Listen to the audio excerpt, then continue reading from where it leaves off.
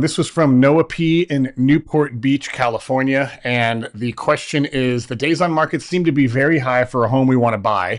Do you suggest we submit a lowball offer? And my simple question of this would be, if the only reason to submit an offer low is because you're calling it a lowball offer, then I would say no, don't do that. I would write the offer based on where you're excited to purchase that home, based on current market conditions, the condition and location of a home.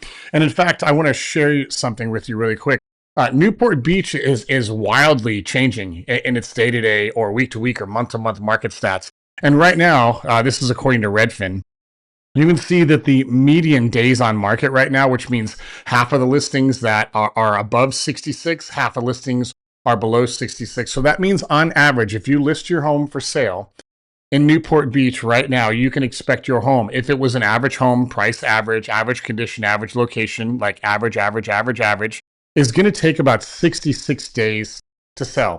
Now, what Noah did not put in the question is how many days or the address they're looking at is. So no, if big days on market is like 190, then the first thing that I would look at is it priced according to the condition and location of all the comps? And the easiest way that you can find this, the easiest way that you can figure this out is just have your real estate agent run comps for the neighborhood and look at the last 5 sales. That's all I would do. And then if the last 5 sales in the neighborhood sold in quicker time at different pricing based on condition, obviously you're gonna have to factor that number up and down if they were remodeled or not remodeled, and all that fun stuff. So it's not just like what's the listing price and what's the days on market. Then I think that's going to give you a little bit of inclination of, hey, maybe this home is, overpriced. Maybe it's been on the market an excessive long time. Maybe the home's really unique, right?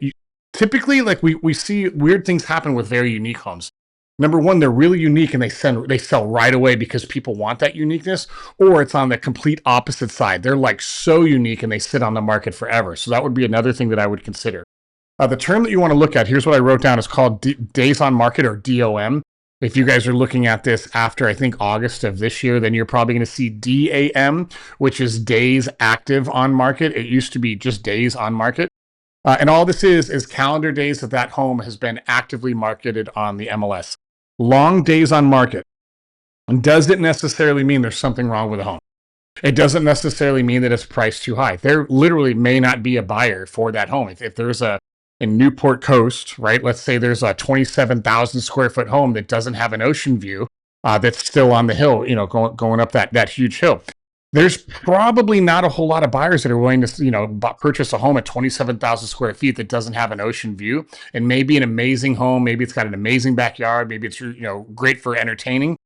But that's a very unique situation. So a high days on market for that may not mean that the home is priced wrong. It may mean that the home is so specific that there may not be a buyer for that right now. The other reason why days on market may be high is maybe the seller's leaving room for negotiation. By the way, if you guys watch our seller episodes or home listing episodes, I would never list my home with room to negotiate. It almost always ends up in the favor of the buyer. We'll talk about that later. It doesn't mean there's anything wrong with the home either. If high days on market, home could be in great condition. Could be an amazing home. There's a lot of reasons why a home could sit on the market for an extended period of time. And again, if you look at this and this housing market report on Redfin, Zillow, and all the sites, this is available for almost every single city in the country. So if you think your home that you're looking at is high days on market, go check some of the local market stats and see how far of that outside is that. Here's worst case scenario. You submit an offer in good faith that the price that you're negotiating is a good price, and the seller is either going to accept it, counter it, or reject it. Even if the offer is rejected, you still can come back and resubmit. It's not the end of the world. For some listing agents, for some sellers, that is a tactic they use just to reject the offer. They tell them, hey, we're willing to play ball, but you're so far off, we don't even think we should get started, right? We can always resubmit. The important part is you try as hard as you can to leave all of the emotion out of the process. And listen, I know it's hard. I know it's almost important, but it is very important to leave all of that emotion out of it. So days on market doesn't necessarily mean a bad thing. I would still submit the offer. I would negotiate. I would take negotiation all the way to the point to where you feel, if I pay $1 more than this, I'm no longer interested in the home. If you do that, you can always sleep at night. Don't ever quit over emotion. Take it all the way to the point to where, hey, at these terms, at this pricing, I'm no longer interested in moving forward. And as long as you do that, I think you'll feel pretty good. about writing an offer on a home with extended days on market.